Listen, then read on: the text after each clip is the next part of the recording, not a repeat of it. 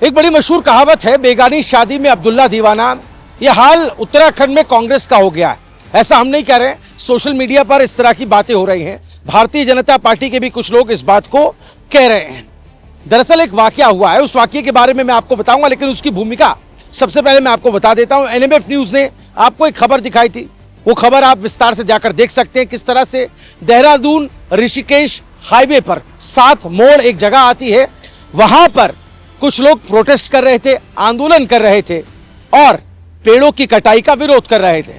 NHAI का ये पूरा प्रोजेक्ट है, केंद्र के अधीन ये प्रोजेक्ट आता है, लेकिन राज्य सरकार यानी कि धामी सरकार ने इसमें इंटरवीन किया। लोगों की जनभावनाओं को मद्देनजर रखते हुए पेड़ कटाई के काम पर रोक लगा दी गई और इस पूरे मामले में एक पुनर्विचार करने की कोशिश, समझाइश की कोशिश, कहां पर क्या कुछ बदलाव लाया जा सकता है, इस बात की कोशिश पर्यावरण को मद्देनजर रखते हुए की गई। अब बड़ा इंटरेस्टिंग ट्विस्ट देखिए इस पूरे मामले पर।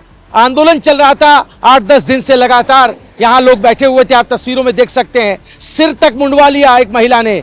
यहां पर एक महिला के अंदर देवी भी आ गई, आप देख सकते हैं किस तरीके से वो वहां पर नाच रही हैं। और वहां पर आप एक वकील साहब को भी देख रहे हैं, पुलिस से लड़ रहे हैं, झगड़ रहे हैं। एक व्यक्ति तो आरी तक फेंक रहा है। ये वो तमाम प्रदर्शनकारी हैं, ये वो तमाम आंदोलन करने वाले लोग हैं जिन्होंने विरोध किया था इस प्रोजेक्ट का। लेकिन इतने विरोध के बाद आवाज सरकार तक पहुंची। धामी मुख्यमंत्री ने खुद ट्वीट करके, आप वो ट्वीट भी देख सकते हैं, एनएमएफ न्यूज ने विस्तार से आपको इस खबर के बारे में बताया। उन्होंने कहा कि फिलहाल के लिए इस काम में रोक लगा दी गई है, लोगों की जनभावनाओं को मद्देनजर रखते हुए। ये पूरा एपिसोड है, ये पूरा चैप्टर है जो मैंने आपके सामने एक बार फिर से रखा है। अब इस पूरे मामले में नया ट्विस्ट देखिए। मेहनत आंदोलनकारियों की, प्रदर्शनकारियों की, इतना सेक्रीफाइस उन्होंने किया, उसके बाद जाकर के डिसीजन राज्य सरकार ने लिया। लेकिन क्रेडिट दे रहे कांग्रेस वाले किसको? राहुल गांधी को, जो 5 साल बाद उत्तराखंड आ रहे हैं। उत्तराखंड आए, छात्रों की गूंज नाम का कार्यक्रम किया जिस पर कई तरह के सवाल खड़े हुए। थोड़ी देर की मुलाकात उन्होंने प्रदर्शनकारियों से की, ऐसा दावा किया जा रहा है, और उन्हीं प्रदर्शनकारियों ने उनसे अपील की थी। अब कांग्रेस वाले इसे इस तरीके से प्रोजेक्ट कर रहे हैं कि भैया राहुल गांधी ने उन प्रदर्शनकारियों से कुछ सेकंड की बातचीत की और उन्हें भरोसा दिलाया कि संसद में वो सत्र के अंदर इस बात को उठाएंगे, इस मांग को उठाएंगे। और उसके कुछ घंटे बाद जब धामी सरकार का यह फैसला आया तो इसे यह रूप दिया गया कि राहुल गांधी ने चूंकि यह कहा था, इसलिए धामी सरकार ने यह फैसला किया है। अब इसे आप क्या कहेंगे? क्या आपको नहीं लगता बेगानी शादी में अब्दुल्ला दीवाना जैसी स्थिति हो गई है?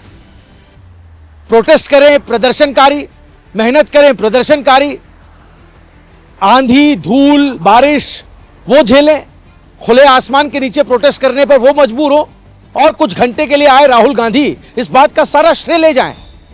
क्या कांग्रेस वाले वाकई चाटुकारिता के इतने निचले स्तर पर पहुंच गए हैं कि येन केन प्रकारेण अपने नेता को खुश करना है? राहुल गांधी को भी यह बात सोचनी होगी कि ऐसे नेताओं को क्या अपनी टीम में रखना है, नहीं रखना है। नंबर 1, अब आते हैं मुख्यमंत्री धामी की कार्यशैली पर। हम किसी की पैरवी नहीं कर रहे हैं, कोई पैरोकार नहीं है, हम आपके सामने फैक्ट्स रख रहे हैं। मुख्यमंत्री पुष्कर सिंह धामी ने यह फैसला किया था कि इंटरवीन किया जाएगा, जो कार्रवाई अधिकारियों द्वारा की जा रही है पेड़ कटान की, उसको रोका गया, पुनर्विचार किया जाएगा, कोई रास्ता निकाला जाएगा। एक परिपक्वता की पहचान सीएम धामी ने दी।